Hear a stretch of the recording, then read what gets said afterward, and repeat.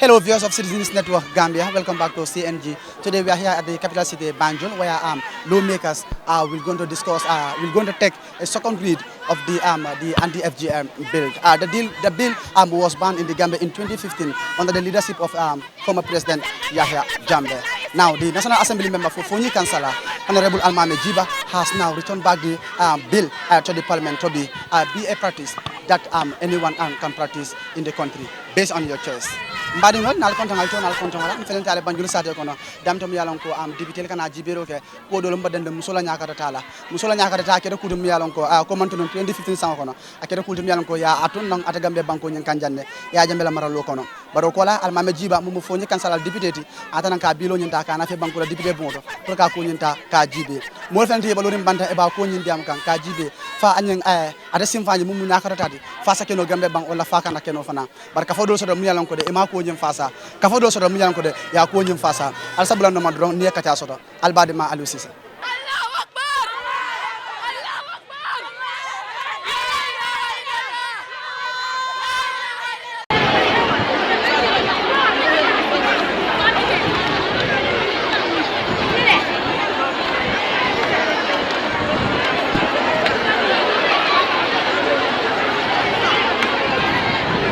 na dino la solo bi wole nsijan ala la fondin sirayin kamma bado na dino wala mun tolla ko mo beti atle mun yeloti atle mun suboti yo wole nsijan na karo men ben na dino kan wona kar ko ni lafta pour ko men wona kar ko ngal fero ke dayye kala wala mun nyinti ko musolla sunnatota na karo men be je lafta ko ana karo ni yedan amanke ku kotenti na dino la munyinti kila ni menna tan kan sallallahu alaihi wasallam kila fa alaihi salatu wassalam ay ngan simba so to men kanyinke ala hijrato konto ko nanata nyin ka fonu ngamel loy buli ka kele bang akay han ka kele kila kay yena nye karandi kila nata aya karandi akay nyanna kele tenne isa keten woton na dino la munyinti me yalon ko aso ajartan nye ko mu mo bele la kadu ngalon ko tubaboli kan poussé damen to kan nim futata woto wota kelantulla kayro tanin na dimbayal men yalan ko ibina tar rambul samala wotna kelantulla kayrati bari ustaz aketa jafali kuwote because nim ustaz sol dol fanal diamu da mel kafa ko kila sallallahu alaihi wasallam alayhi salatu wassalam samba wulo ko na andu akemani wulo ko ni take say ning inata moyita fanane ko kila ngasi mbaso tole ko so ko mo firino nyaba wolmu muslima fi ko lelti sulu saji mallel muti annu suluwo niye suluwo bambu biya ko ya wulol be hawrlal wata bayla moye suluwo ta yo bambu ha wulol fosi hawr yo komen jandron kon tolla jam membe wolorin wo ko nyaato ko usasu kunda al kamen fo usasu kunda ndol ngolon men na wata da kuran wala karan nan libya wata da kuran karan wala o man ta dina karan o mu kuran karan nalati kuran karannata diamuno la misilimo la dino sariyan lonna lelbe diamuno la dino la ya koyndi moluma menni nyamita ye bondi mole nyoto wala nawmo sifallo kalabante ya kuma sifalu ibn taymiyyah rahimahullah ay kitabo safe aka men fu talbisul iblis ay men jak iblis ay men jakasimol bulo mol fe ko wolmu dino le e manke dina luti ka fewol sambana ke dundi anan ka fewol bondi je men nyen keleje yewol bondi je men man nyen keleje yewol keje yewol mu molletin tol wol kay ngaaje ko wol be ji fo wol nyaabe tubabol la fonne kan wol man la fi fonne dan nyum fonu dun nu we momota ayeke na fi koti iko ka salle iko mu jaman almamolati sinin sama jahannama ko ne yana tara moye dumal me yal ko kafir fi wol mati anan man sujudo ke alai yana tarwaye dumala kadum alquran kulola woti alale yofun an nafiko libe tarra jahannama la din kala bango an jahannama la dulata je me yalon ko alayan kan kato taftalim ustaz ñaa do ne bitel la kan bilo ni sanin bitel ni bilo ni ta ya bay banda atalla ko mu simfanya la ni bitel bilo ta ya fay itoli be bilo fay la ban tolla dinon to fay ni toli yoke itolla lo da itoli yoke ndol fana be men kala na lord la saman ni bes na ojube biye nyim bilo ya fay ngana ojube saman bina membe kala banko fana ka ni ayata nun koy lefta banko la tenku la misilime jamala sulo mu menti wake.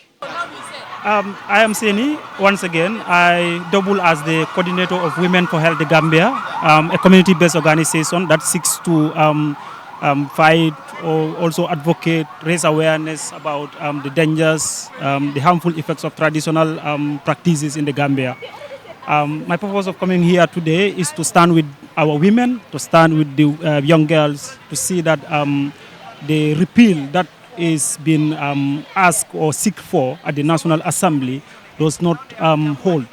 I believe, I have this personal belief that it doesn't contain any water, it doesn't favor the progress of our nation, and it is against human rights, it is against health and well-being of our girls and women. That is religious beliefs, you understand. Everybody is entitled to your opinion when it comes to beliefs in the religion. But one thing I know for certain is even religious leaders themselves do not have a specific agreement as to this issue. So for us as activists, for us as human rights defenders, we believe that FGM is a harmful practice to our young girls. It is a harmful practice for women. It is against health principles. It cannot be medicalized. One thing we know for certain is that FGMC is dangerous for our well-being, is dangerous for the well-being of our women. We still continue. Prior to 2015, the NGOs that seeks to create attention on this issue have been working very hard. And we don't still want to relent. We want to still fight back to ensure that this bill stands. The FGM bill is banned in this country.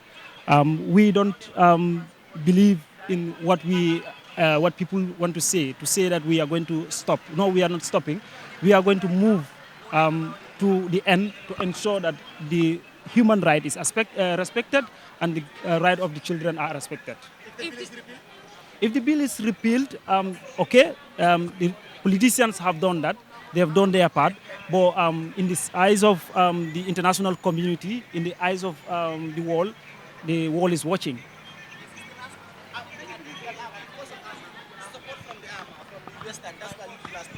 That is not the case. Some of us haven't got any dime from the West. What we believe is our conscience, and everyone they know that. They are also working on their own conscience. Most of them have believed that they learned from the Asian world, and that is the conviction they are bringing on the line that this is a practice. We believe it's a practice that they believe as a religion. So we believe it should not be a practice that should hamper the right of the children, and also should not be part of. It's not a human right. It's a human right. Yes. Thank you.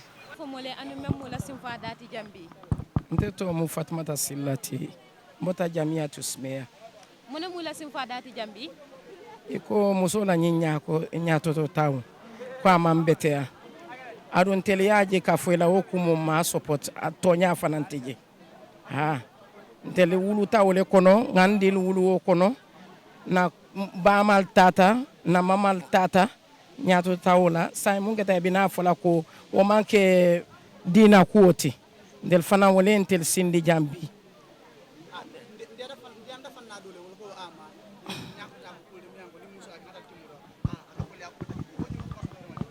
kuma sotorinte ntel be al ke nte din woro le soto adu mam problem soto wuludu lala ha mel tata nyinto ani mel manta muso men tata nyinto aka fenkole kuntu ila nidia bari mem man ta nyinto abukan nidia kuntu noila yaje ti babol la kuole mu nyinti mel ya lon ko ya nati mole njaka kodo di nyilla ke support ka fo kontel kana ke ye kodo dila ka fon kana ke jan aduntel ba kelale ntel dino le mum ba kelale ntel mo support le de ye kodo le joyla ka fo ko kana nyin kelen dintel la jan ka fo ko kana ke aduntel ya kele mam problème soto mo na wululal yake na mamol yake hani problem kilima soto nyinto ko kumo manke to nyati samba ite mu wulula lati andu musola mute fanam e ko nyi nyakato ta ya jelo ka mam problem sima andu itata le boto le fana ye musol jele mil man ta nyakato ite ya jiko wol kam bata dale face andi men tata nyakato kam bata dale face me alon ko atata nyakato aka wulu amam problem soto bari mel ya lon ko e malo mbe wuludu la lon mel ya lon ko imake etel le ka problem soto bari tel mel ya ke del bu ka problem soto je few foy nene mo samba nyakato le wala nene ya jelo mo min samba nyakato me ye sasa soto je wala fata je wala man toro soto je nene ma je mo samba je ay sasa soto je nene ma moy nene ma je yo sayga felenting ye bilo samba andu saynteng be jiber ke kam bilo lale na tata nyim bilo manke kuti membati ne ba sabati ni la faya fay dos bino ko nal telbe mun sim fa dale tala ko tenke del fana dibitel mel ya lon ko ina ta jang kana bilo to jang ina sim fa memu nyaka to taw ba sabati lali itel mel man so ka ke ya bula bari mel intel mel sonta ka ke yentel bula ngake adun dibite o dibite yenyil fasa ibotantel ko may ko be nyil fasa ni GMD intel fanante son ni pour carte te fayo inte carte di le e fanana ite dibite inte carte fayle. I'm Rohi Cham. Cham, today you are here almost at the parliament. Can you tell us your reason for being here today? So we're here to fight for every other woman and girl child that is or has undergone FGM in the Gambia. We feel like it's not right.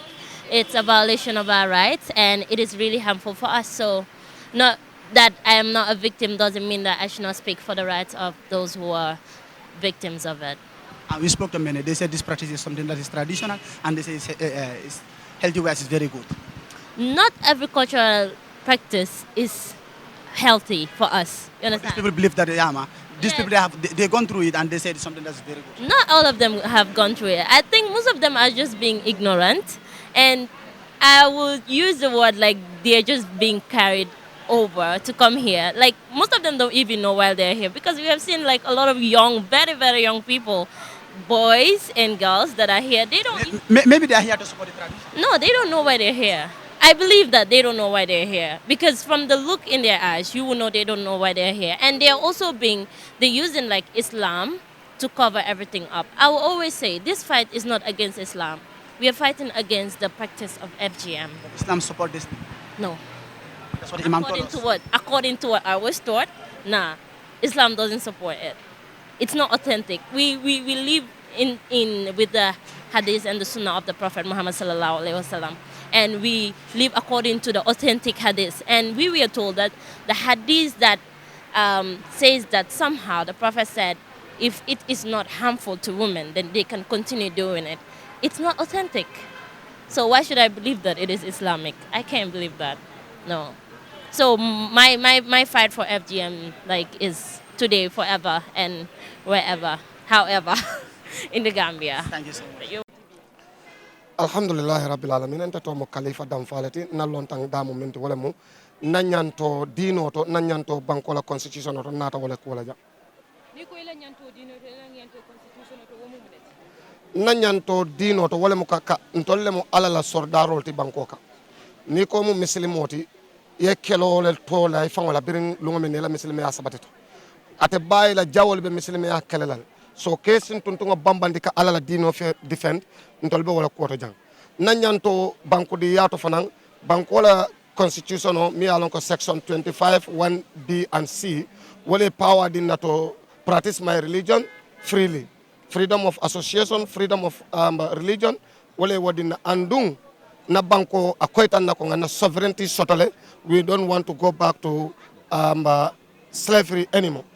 Section 4 fana ya fole ko akoni mobe ko ke kan ko mi ya lon ko dino le ya fo bara abe mol tora kande e ko section 4 power di la police ko stop nyamen ate ya mi rebo ko albo ko amen no la nyaadi la andu santen député ol felenti dunte baji be kan député bu ngo kono ni député ol nata nyinta ya fay dos bi no kono atel be mun sim fa dala tala ko tenke section 4 e min fo mamre yo fo section 4 ma fo moyo ko yeddino le fa yeddino ke ay motora ndolla muslimi ya dino to mo mantra fenke kawto min mo mola torote mi yen tolu da wolen tol long ñim may ko min beta bulitle ñim may ko lon katambi modol ni aje dobe ite be ñinen karola dobe camera ren ni e camera ni no camera no abe wala to ite di ñinen karol no be wolto woton to laddi no to fente je mi alon ko ale yamar wala ko ngake na torobe je fengo fente wat nin diplôme nata ñu ko jibe im alte imanna ke luwati nata fay dos bino ko mo ne balte la sim fa dati ko tan kalbe mentala wo soni ata back ntol la jeroto député they are representative of the people and majority of the people are in for repealing of this bill. Nin député or deputy, you vote against this bill. Ntolte beresikale can maintain and it's your right, but you don't represent us. In next 2027, you will know who is going to vote you in again. Say, you go in tara ila ke bala ikabula wonno so nyum ko mi yalan ko ngatara na mama ko tolela hani bi ndo bula ko wonno ndolte tanula ka fu ko murun ko ma kata nyindo la ko kama hani ndol manna wala jam pour kana lo jam ko ni diam so ay jesite musole de andi tata wulo ko non ite mun ko le ya dale jabiri tata wulo ko na andi te sa fono men nako mbendi nga ban la wala nama so do fana mune yatina ite ko man imanta ko to me yan ni dol ka ko musol ko dimi mbale fi ni tata wulo ko wo min bi jente be min fala woto wala ñindi ko ntol birim bi dakan kabisa fon dindinen iko do samba wulo kono bari moti je mi yana go yafu go a samba di samba wulo kono wala yafu go abaramata jele wala yafu go afata nan jele hani ñinga ñakarota birim o stata ñi bango kanja o ko man soto ja so mama da say ñin kusi fay bo findi dan ko den ka fu go musol ñakarota kule mi yana ko meta la men ko bi kuti anda kata ñaawo ñaa dindim bu ko faaje mo bu ko baramaji ña simbal de bi biso ele best strike na ka ko mi ñende ka ñame kule mi yana ko meta la men ko bi kuti senga felenti e luwa e kayto samba luwa dalali ani man nañi ko luwati altel be munete la ko tengal be mun sifa dala dal ndol hansi ay mimbi je wala ñindi ko ndol te mburu daw ko ma ka fa mu nga ji fof ndol te wakila ndol mimbi je kata ñatolo rek ka kewol ni musolu wo dinding suka fike ba mo kana burun ko ma beta ñato rek ngambulo la ñokan hada ba dingo ibe ala la dino kan iba kala kan mo buka ala la dino ke ala fa nga kala kelo ka faye so ñoga mimbi je ndo fa na ben veste traye rek nga tara ñato ngana burun ko Actually, I'm going to support my sister right here that the bill that these people bring in to be repealed should not be passed. Because is it not evident enough that FGM is a harmful practice to us, the women? And other than us, the women, there is no other gender that should stand openly and talk about FGM because they don't know anything about it. They don't feel the pain.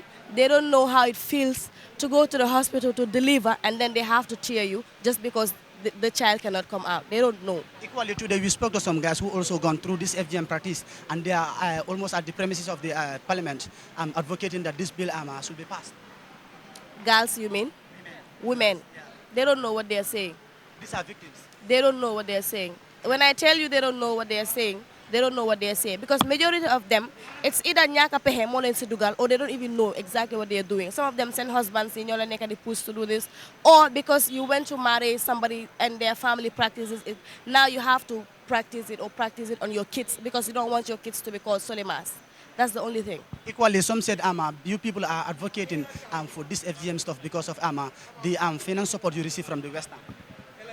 We've equally seen a video circulating of some of these ustazis giving some of these kids money, and we're not standing out to say that. In the Gambia? In the Gambia, we've seen videos circulating. There are evidences that they're being paid to come here. Majority of them that are here, they don't even know what the bill is. And some of us that are here, we could not get inside, but we get our phones and we are listening. Majority of them are just sitting here waiting for those that are inside to come out with information. What is the reason why you're here? You just came to sit here and create noise for what? Better sit at home and help your wife or your husband out. If this bill is passed? It's going to be very detrimental to women because, like a friend of mine was saying, it's like they're testing their waters. If they succeed with this, they're going to aim higher. And if they aim higher, it's going to be like very difficult for us, the women in this country. So what will be the stand of women in this country, especially the gender advocates? You know, we form a coalition. That should show you that all these gender advocates are in one umbrella, fighting so that this bill will stay. And they should even add reinforcements to make sure that this practice is like totally banned in this country because it has no use. It has absolutely no use to this country and its people. And they're also contradicting to what they're saying. They're saying that they're advocating for FGC, that is female genital circumcision, but most of them are actually saying FGM. So they are also not in the same umbrella. Like she said, we are in the same umbrella. We know what we are fighting for, but for them, they're confused. Some of them are fighting for FGC, and some of them are fighting for FGM. Makes no sense. And with the victims that said they have undergone it and they don't have any complications, it's normal. We have some people that went through it, they don't have any complications, but majority have gone through a lot of complications. We had women that died through maternal health and child mortality because of FGM.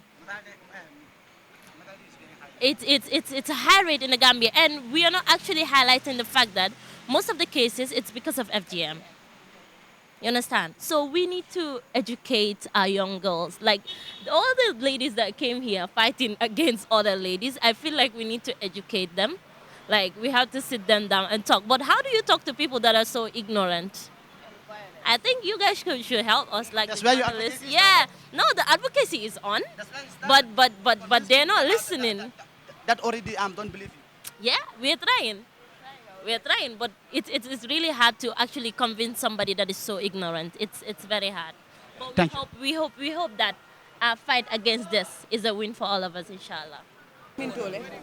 De tom Aissatou Tunkara let Yuara. Ay mba Aissatou mune malla nata mbuloti bijan.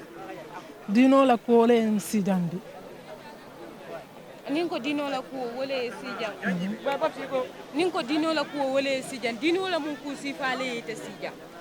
Ikanyi nyaka tuta ko mem fote.